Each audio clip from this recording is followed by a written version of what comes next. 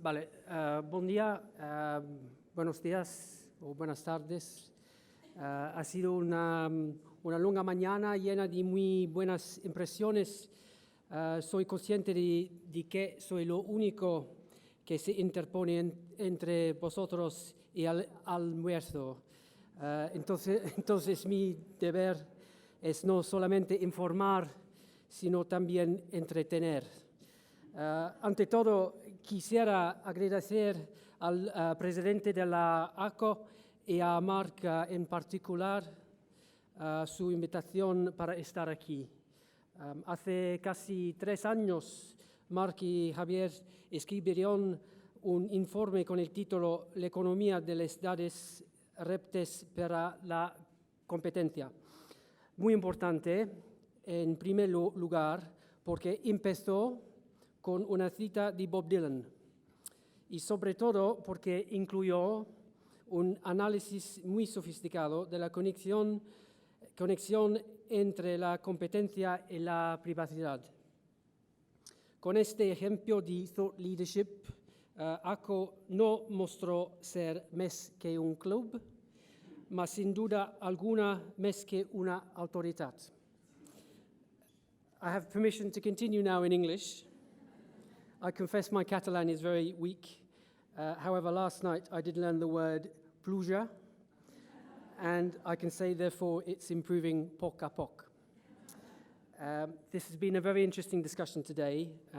Much, especially in the last panel, touches on what I would like to say about the challenge of digital and possible solutions. Fiona Scott-Morton, who was mentioned earlier, has said that competition is a free lunch. Sorry to remind you of lunch again. There are no drawbacks, she says. Also, data protection and competition, in my view, are intimately connected. This is a quotation from, a recent quotation from a judge of the Court of Justice who wrote the judgments, the most important judgments on data protection in the last few years, including the Costeja judgment on Google Spain in 2014. And his argument is that data protection and competition law share similar objectives and that they should complement each other. And he started his speech with the sentence that data means power. Now, it's easy to be abstract with these questions. I'm not going to name companies because I don't need to, but I want to suggest a number of characteristics which they share. Who are we talking about? We're talking about private companies, so they have private profit motives. They extract massive quantities of personal information. They claim to be providing a public good, for example, facilitating free speech. They also claim to be, they also appear to be exercising monopoly power. That's why people in this room are interested from a competition perspective. They operate in a light regulatory regime, as Professor Jenny mentioned this morning, that they have largely escaped, because they're so new and they develop so quickly, they've largely escaped the sorts of controls and rules which other industries like energy or telecommunications or physical products would expect to be subject to. And finally, they're having an impact well beyond economics, and the big event last year was the revelations about Facebook and Cambridge Analytica, where the debates has been around whether these platforms are having a damaging effect on democracy and public discourse, which I'll come back to. Also, these are now the biggest companies in the world. They're the biggest in terms of brand and recognizability, and they're the biggest in terms of market capitalization. This is about 18 months old, this bar graph, but it's more or less the same. There's been a bit of shuffling between them. I think Microsoft is at the top at the moment. But the tipping point was about 2 years ago, where suddenly the top 5, even the top 10 companies in the world were so-called tech companies, digital companies. And there's no sign of it changing anytime soon. So I'm going to talk about the digital dilemma. And the reality is that these companies, in the previous slides, they control most of the data which has been generated in the world, and they're US and Chinese companies. So this is very troubling for European policymakers. I would like to suggest that the EU's response is not 100% coherent. Artificial intelligence is now assumed to be El Dorado, and data is El Camino. Therefore, we must have, according to this logic, we must have unlimited data that flows freely. And that's the concern of Vice President Ansip in this quote. It's also reflected in a report which has been mentioned a few times, obviously this morning, commissioned by Margaret Vestager into digital and competition. In fact, there is no shortage of data. This is just one aspect of the digital economy, a phenomenon known as real-time bidding or programmatic advertising. Billions of times a day, every day, for every visit to a website, lots and lots of data, including the most intimate data, is shared with hundreds of opaque actors in the ad tech ecosystem. And you probably can't see it because it's very small, but you have data categories there which include intimate details about health and about sexuality. So this is intimate information which is going to hundreds and hundreds of strangers billions of times a day. And that's before we even start to talk about things like Wi-Fi tracking, cross-device tracking, the sensors that are in all of our connected devices, CCTV, etc. There are multiple ways that the market is discovering to track people.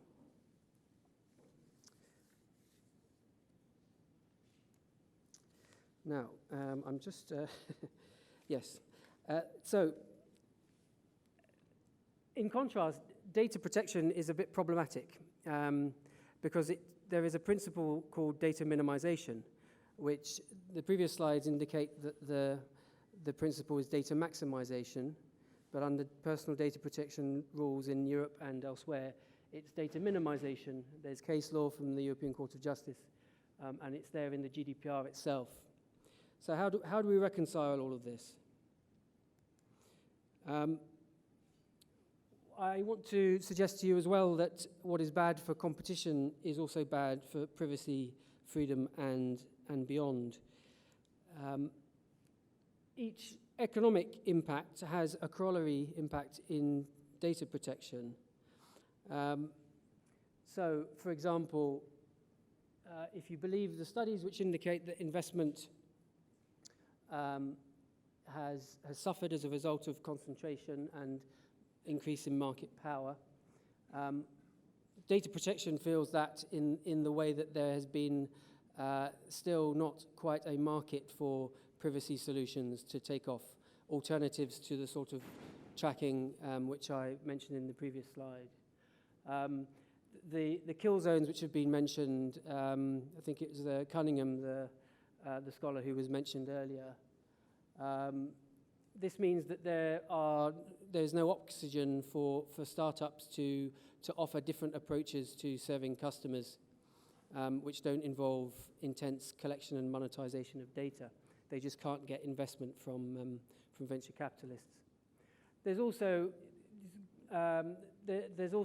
the notion that if concentration tends to result in increases in prices, what does that mean where the price is zero? Now, we're trying to work this out at the moment. We're talking to lots of competition specialists and behavioral economists, but you can sort of detect this just by going online and seeing the terms and conditions that you have to sign up to, the way that they're changed unilaterally. You cannot negotiate them. The value that's being extracted from you seems to be increasing as market power increases. You also have the point of inequality in the digital sphere. So whilst companies are very successful in protecting their own business secrets and their own IP, it's less easy for us to hide our own stuff from big companies, much less easy. And indeed, you often need to pay for the privilege of not being tracked.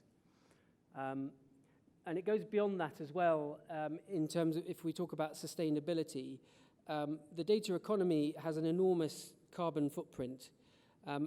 Something like, at the moment, it's something like the entire the amount of data that's being stored in cloud servers is the equivalent of the emissions from the whole airline industry across the world, 2% or something of global CO2 emissions.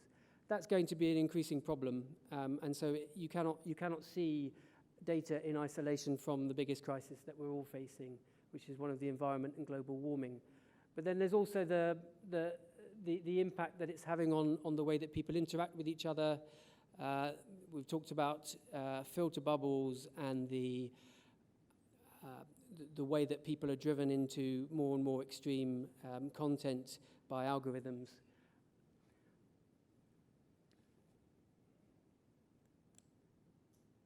And one last fact on externalities and inequality, by way of illustration. Jeff Bezos, the CEO of Amazon, apparently earns $275 million per day. That's a lot of the devices that we use rely on cobalt, which is mined in places like Congo, which often use child labor. And apparently it would take a miner in the Congo 700,000 years working non-stop in order to earn what Jeff Bezos earns in a day. So we're looking at quite striking disparities. Going back to economics, it's clear that ad revenues are going disproportionately to Google and Facebook. There's also a study which was recently published by Alessandro Acquisti and others on the very low amount of extra revenue which is gained by publishers by accepting behavioral advertising on their sites. So if you like, the dividend is not being shared evenly. The other thing is we don't know how these algorithms work. We don't know why we see certain things on the sites that we visit. That's an example from the Irish referendum on abortion last year, where initially Google and Facebook said that they would not allow political advertising, but very quickly it appeared again on people's computers. The other example is the other images of how the YouTube algorithm had driven people into more and more extreme sites when there was the incident in Chemnitz in Germany last year. Now, we simplify this sort of dominant business model as tracking, profiling, and targeting. So you're followed everywhere you go. That data generates a profile, and that profile is used to determine what you see. This happens billions of times a day, as I mentioned. Now, is big bad? There was a book published last year by Tim Wu called The Curse of Bigness. Big isn't necessarily bad, but I wanted just to share some facts. The Kremer report and others have talked about regulatory power. Apple recently announced that they were going to be, in effect, imposing their privacy policies on the apps in the App Store. There's also the notion of intermediation power, or having an unavoidable trading partner. YouTube monopolizes our eyeballs in the way that a single, let's say, pop magazine would have monopolized the eyeballs of teenagers in the 1980s. Fines seem to be factored in as a business risk for the biggest companies. Google have had 3 billion euro in fines imposed on them since 2017. Facebook announced that they had budgeted for a 5 billion dollar fine from the FTC. It didn't have any impact on share price. Venture capitalist Alan Petrisov and the Stigler report recently published also talk about many startups failing or having to change their business models because they're so dependent on the biggest players. The UN, I'm just giving you a number of facts just to illustrate this point here. The UN report on the genocide in Myanmar last year said that Facebook was in effect the internet, so that was how people got online, and there was very little beyond that. And the Bundeskartellamt, in its decision this year, found that Facebook had a 95% share of social media average annual users. When Facebook or Google makes small changes to their algorithms, it has an enormous impact on the small businesses that rely on it. And finally, it's a question as to whether, if these are monopolies, whether they have any incentive to innovate. This is from Facebook's privacy policy in 2004. It's obviously very different from what you would read now on their terms. The theory is that while they were trying to differentiate themselves from MySpace and others, they were competing on privacy. Once they'd had their successful IPO and competitors slowly exited the market by around 2011, 2012, they changed their policies very radically. Now, the data. The question is whether data can be viewed as purely an economic question. I have the impression that some authorities and practitioners would like it to be purely economic. I have the impression, and I'm ready to be corrected, that DG Competition is also moving towards seeing data as an asset which would need to be shared with regulators. So I wanted to talk about this for a little bit. The competition community talks a lot about data, personal data, and even the GDPR, but they do seem reluctant to consult experts on the GDPR. For example, the Kremer report began its discussion on data by saying that it would rely on the World Economic Forum classification from 2011 in its report, Personal Data, the Emergence of a New Asset Class. It doesn't seem to consider the GDPR itself for a definition of personal information, although it does appear later on in the report as a footnote without any discussion or reflection. It may be because that the GDPR definition of personal data is very broad. Indeed, personal data can be viewed as an asset class, but in EU primary law, protection of personal data is a fundamental right, and it's even a constitutional responsibility to legislate under Article 16 of the Treaty on the Functioning of the European Union. The report builds a case on an apparently invented taxonomy with the concept of non-anonymous use of individual level data. Now, there are some examples in case law of remedies requiring or decisions by competition authorities where they require an incumbent to share data, a data set. It's usually related to former state monopolies. For example, GDF, the EDF, in France, were in 2014 were required to disclose part of their customer database to rival electricity suppliers. But it's also true that economic efficiency is in tension with privacy, and there are several cases justifying refusal to grant access, Bronner, IMS Health, and others. I'm not entirely convinced by the Kremer analysis. There is no clear, unfortunately, there is no clear distinction between personal and non-personal data. And I wanted to use this, give you a couple of illustrations. I assume nobody knows what that is.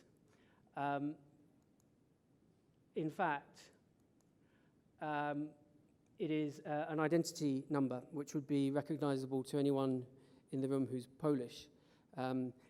They reverse the order, but it's the date of birth,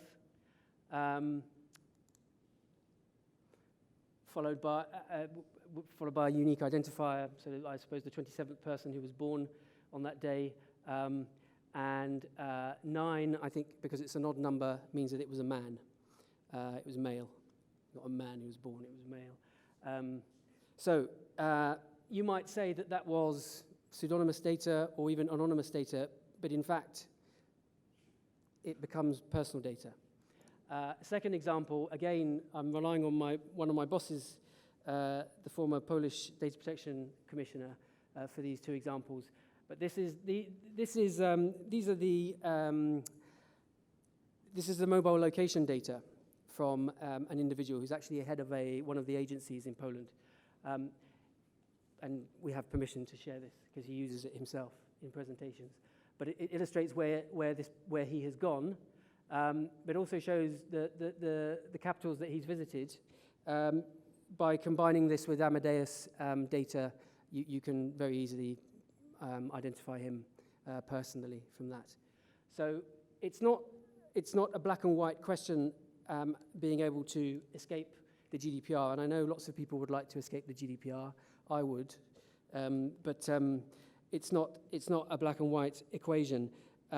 Now, you probably then would need, if you follow the Kremer analysis, if you want to use those 4 categories of data, you would need to turn to someone who understands data protection or a data protection authority in order to understand the risk, because it's not, data protection law does not impose enormous obligations on everybody. It always depends on the level of risk to the individual.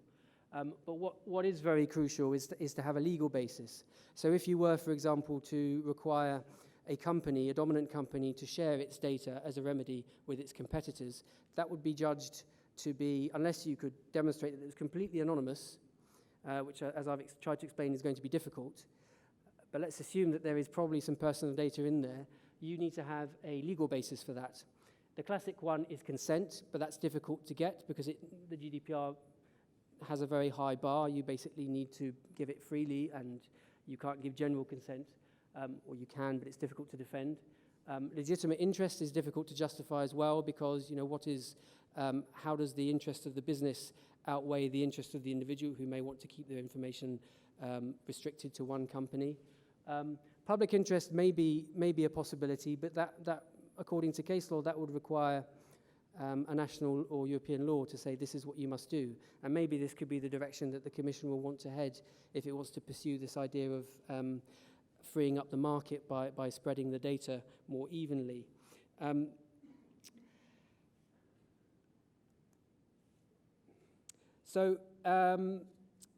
What remedies are available? This is my last section. I want to suggest, I've listened with great interest to what's been said today. There seem to be 3 types of remedies beyond the one that I mentioned from the Kremer report.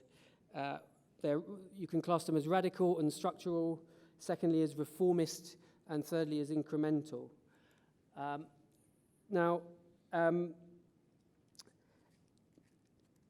The most radical solution would be to break up the companies.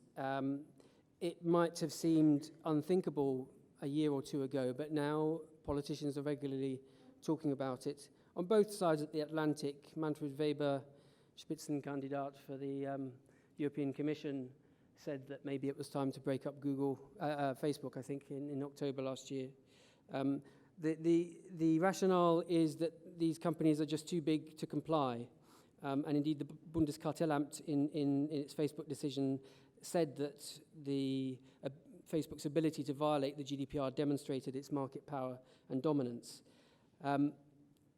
There are historical precedents for this. AT&T in the US was broken up partly because of privacy concerns. A competitor wanted to offer more secure telephone equipment, and it couldn't break into the market.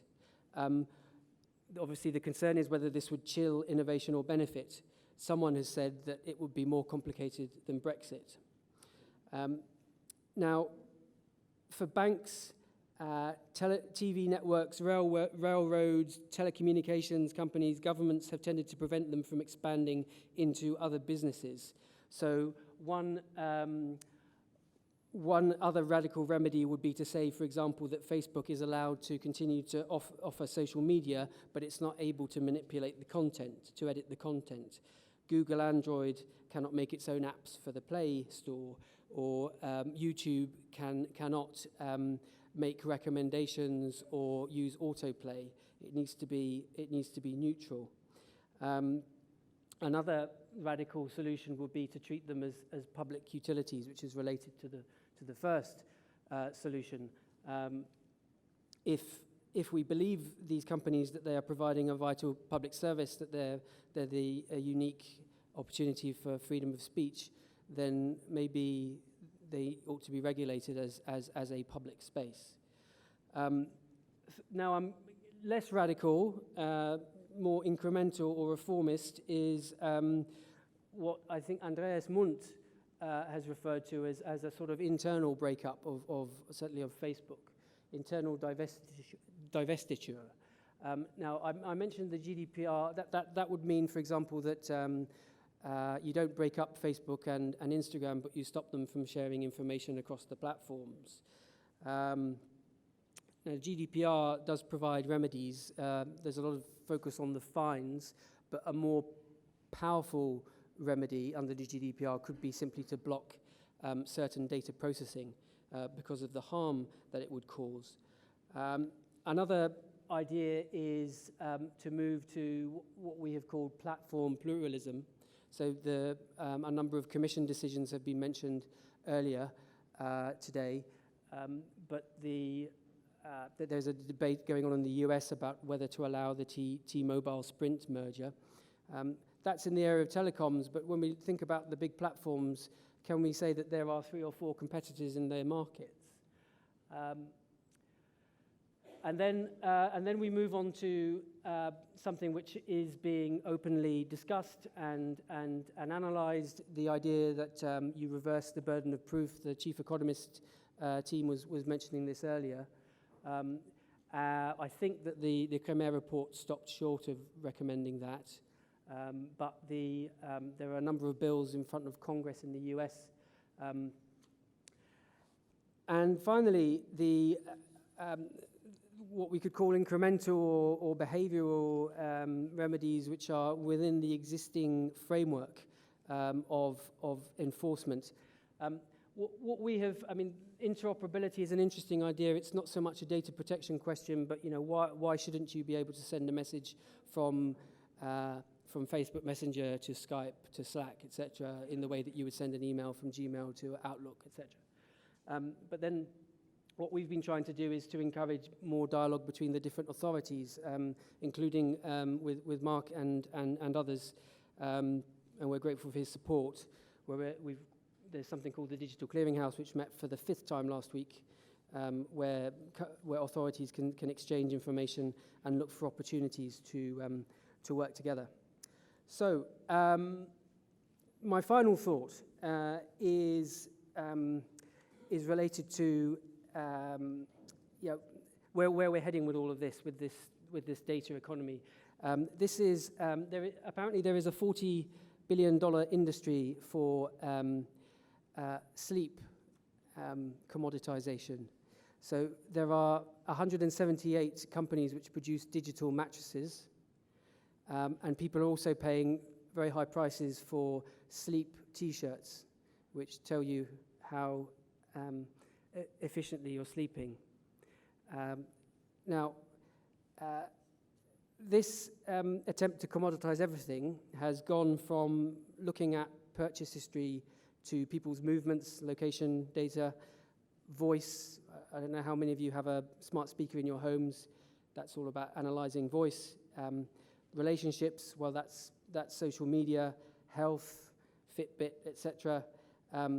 Sleep now, apparently. There was a report last week about eye movements technology. They're already doing that in China in schools, for example, so that they can monitor whether children are paying attention or not. And so what's the next dimension? Well, perhaps it's thoughts, our innermost thoughts. So I wanted to end with Maslow's hierarchy of needs, and it seems like the transaction that's being required, especially of people who don't have the money or the privilege to avoid it, is you surrender your upper levels of the pyramid of psychological needs and self-fulfillment needs in order to get basic needs. There are a number of ways in which we're moving in that direction. 50% of the population are not yet connected to the internet, but they're being offered, devices which, give them a curated experience of the internet at a very low price in order to commoditize that data. So, their space for being themselves on their own is limited, is becoming more and more limited. So, for the digital dilemma, I would like to suggest that we need to try to do more with less data. Por fin, almuerzo. Muchas gracias por molts anys.